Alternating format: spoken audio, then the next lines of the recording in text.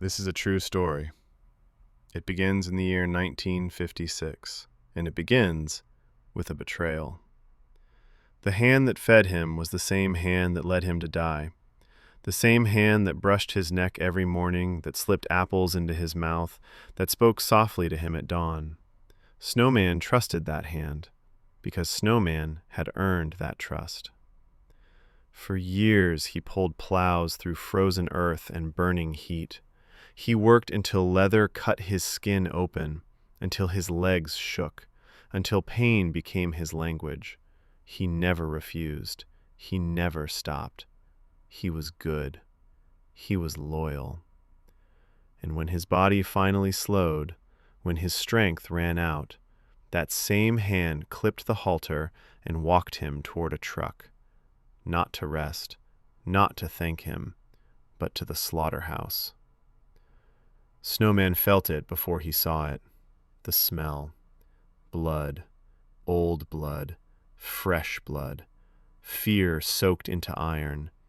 Inside the truck, horses stood pressed together, trembling, silent, breathing fast, shallow, hopeless.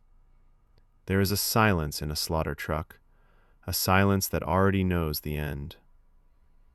This is what humans do when an animal is no longer useful. They call it business.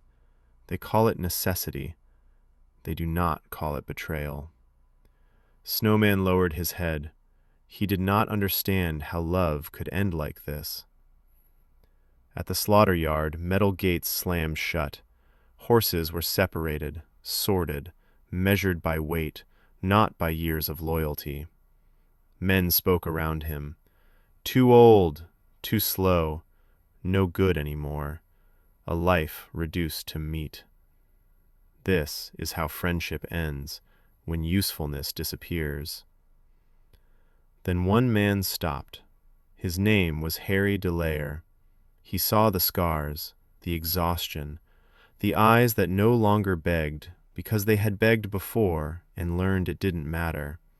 He knew exactly where this horse was going, and he refused to let loyalty be repaid with death. He paid $80 to undo a betrayal, and he stayed with Snowman. He didn't rush him, didn't demand anything, and for the first time Snowman was not being used. But Snowman did not forget. At night, he escaped the pasture, not to run away, but to jump fence after fence, as if his body was saying, "You tried to end me too soon." Harry watched, and instead of forcing him back into silence, he listened. Then the impossible happened. The horse meant for slaughter began jumping 6-foot fences.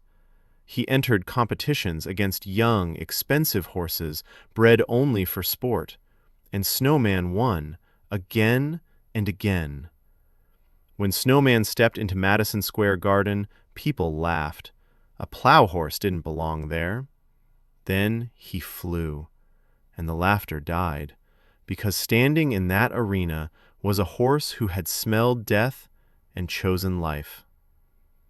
That is why Snowman became famous, not because he was saved, but because he rewarded the man who stayed with everything he still had. Snowman lived the rest of his life, loved, not used, not betrayed. And when he finally rested, Harry was there. Snowman did not die forgotten. He died knowing one human kept his promise. This true story is not about a champion horse. It is about how easily humans betray those who give them everything, and how sometimes one act of loyalty can bring a broken soul back to life.